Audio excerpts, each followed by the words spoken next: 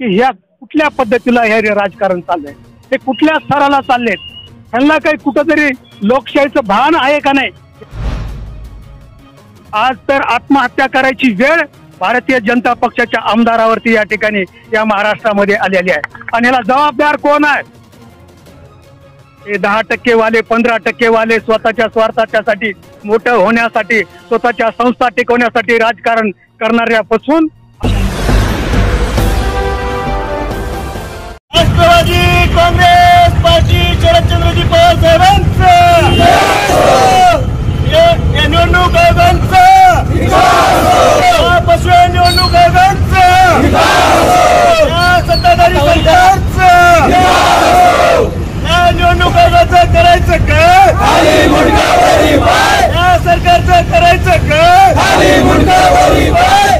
चंद्रजी पवार साहेब तुम आगे बढ़ो, हम तुम्हारे साथ हैं। पवार साहेब तुम आगे बढ़ो, हम तुम्हारे साथ हैं। राजकीय वर्तुळामध्ये नुकताच एक मोठा भूकंप घडलाय, तो म्हणजे राष्ट्रवादी काँग्रेस पक्षाचं चिन्ह आणि पक्ष जे आहे अजित पवार गटाला निवडणूक आयोगाच्या माध्यमातून देण्यात आले आणि त्याच अनुषंगाने या ठिकाणी राज्य सरकार, केंद्र सरकार व निवडणूक आयोगाचा निषेध करण्यासाठी राष्ट्रवादी काँग्रेस पार्टी शरद पवार गटाच्या माध्यमातून या ठिकाणी हे शेकडो कार्यकर्ते निषेध करत आहेत। आपण त्यांच्याकडे जाऊया आणि थेट त्यांच्या प्रतिक्रिया जाणून घेऊया।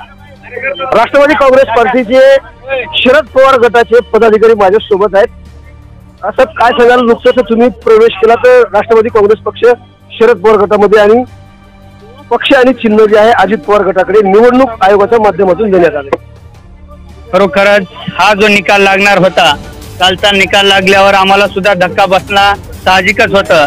पण मला सांगायची एवढीच इच्छा आहे तुम्हाला, कारण की लोकशाहीमध्ये आपण जर बघितलात तर लोकशाहीमध्ये खरोखरच शरदचंद्र पवार साहेबांचा विजय झालेला आहे। कारण की आपण बघितलं, शिवसेना जर कोणाची होती तर ते उद्धव ठाकरे साहेबांची होती।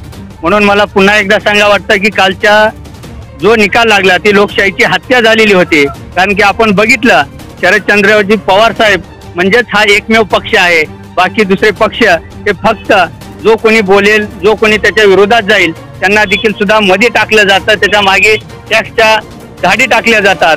म्हणून लोकशाही जर आपणाला शाहू फुले आंबेडकरांची जर टिकवायची असेल तर आपणाला ह्या येणाऱ्या काळामध्ये शरदचंद्रजी पवार साहेब यांच्या पाठीमागे खंबीरपणे उभा टाकावं लागेल आणि येणाऱ्या लातूर जिल्हा असेल किंवा अहमदपूर तालुका असेल त्यामध्ये देखील सुद्धा आपण बघितलं, माननीय विनायकरावजी पाटील साहेबांच्या पाठीमागे थांबून खंबीरपणाने त्यांना विधानसभेमध्ये पाठवायचं आहे। त्याचबरोबर राष्ट्रवादी काँग्रेस पार्टी शरद चंद्र पवार गटामध्ये नुकतीच नियुक्ती झालेले जरान खान पठाण माझ्यासोबत आहेत, त्यांच्या प्रतिक्रिया आपण जाणून घेणार आहोत। हम पार्टी में शरद जी चंद्र पवार साहब को देख के और विनायकराव पाटिल साहब को देख के ये शहर में काम को आगे बढ़ाते रहेंगे और पूरे शहर में शरद जी पवार साहब का काम पूरे तरीके से काम करेंगे।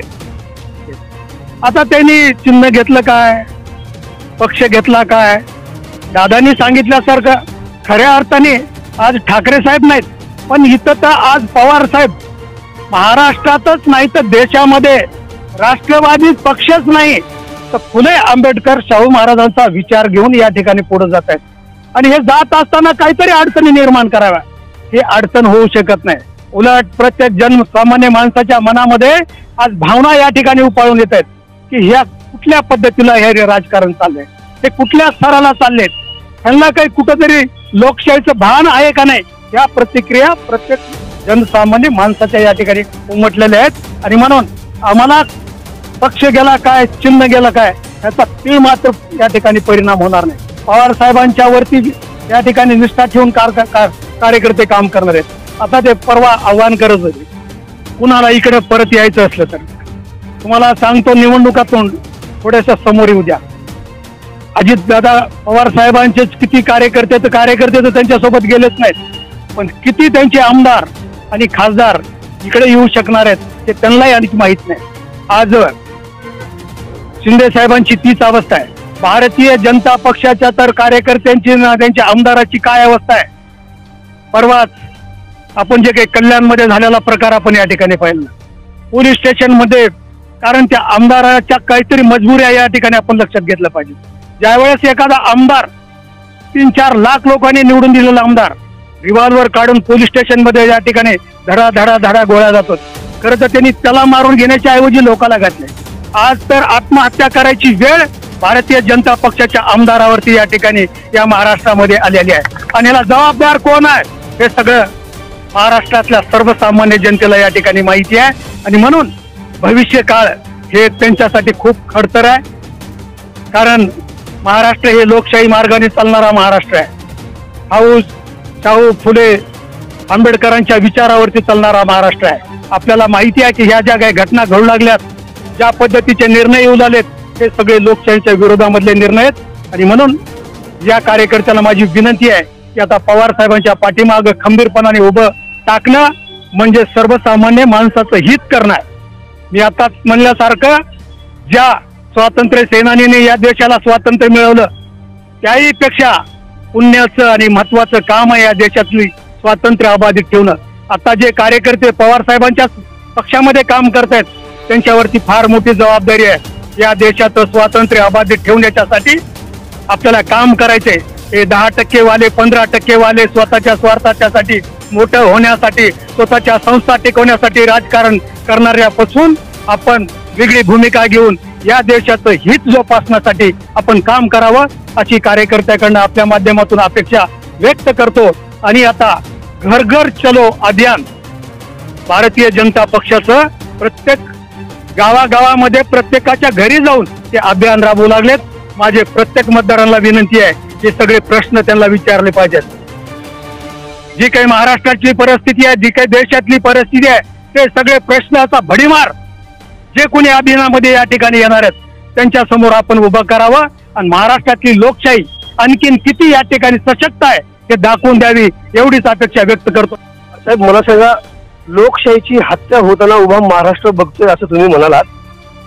मग जो विरोधी पक्ष आहे कुठेतरी सत्ताधाऱ्यांना त्यांची जागा दाखवून देण्यामध्ये कमजोर पडते असं वाटत नाही का? आता तुमच्याच माध्यमातून आम्ही इथं छत्रपती शिवाजी महाराजांच्या समोर का उभं टाकलो? जे पक्ष त्यांच्या विरोधात होते कशा कशा पद्धतीने ED, CBI, income tax, sale tax वाटेल तेवढे त्या ठिकाणी त्यांच्या पाठीमागे या संस्था लावल्या आणि त्यांना ताब्यात घेतलं. आज ह्या पद्धतीनं जर देशामध्ये राजकारण चाललं तर विरोधी पक्षामध्ये उभं कोण टाकणार आहे? आता एकमेव महाराष्ट्रामध्ये मी भारतीय जनता पक्ष सोडून या ठिकाणी राष्ट्रवादी शरदचंद्रजी पवार साहेबांच्या पक्षात आलो. का? माझ्या मागे सीबीआय लागत नाही, ईडी लागत नाही, कुठली संस्था लागत नाही, मी माझं कुठली संस्था नाही, शासनाकडे माझं वैयक्तिक कुठलं काम नाही. असे किती बेडर माणसं आहेत या महाराष्ट्रामध्ये ज्यांच्याकडे थोडंही काही आहे. आज काही विरोधी पक्षामध्ये असून सुद्धा घरातच आहेत. बरोबर आहे. भारतीय जनता पक्षातल्या लोकांना सुद्धा आज बोलता येत नाही कारण त्यांनाही माहिती आहे आपण इकडे तिकडे गेलो तर आपल्या मागे हे काय लावतील. आपल्याला माहिती आहे आदरणीय मुंडे साहेबांच्या कन्या पंकजाताईचीच काय अवस्था आहे आपण जर बघितलात. त्यांना बाहेर काही सांगता येत नाही आणि सहन होत नाही. ही परिस्थिती आहे का नाही? असे किती नेते भारतीय जनता पक्षाचे आहेत ज्यांना आज सगळ्या अडचणी, पण एक ना एक दिवस निवडणुका जशा समोर येतील हे फार मोठा उद्रेक होणार आहे. त्यांनी जेवढे पक्ष फोडलेत त्याच्या कितीतरी पटीने भारतीय जनता पक्ष फुटल्याला आपल्याला या ठिकाणी पाहायला मिळेल. पक्ष जरी त्यांचा राहिला तर भारतीय जनता पक्षाचे मतदार आज त्यांच्या सोबत नाहीत एवढं खात्रीने या ठिकाणी तुम्हाला या ठिकाणी सांगतो. ताजे आणि महत्वाचे अपडेट पाहण्यासाठी पाहत राहा ABN फॉर आवाज बहुजनांचा न्यूज करता शिवाजीराव गायकवाड, अहमदपूर, लातूर. पुन्हा भेटणार आहोत पुढील बातमीमध्ये. तोपर्यंत जय हिंद. आवाज बहुजनांचा.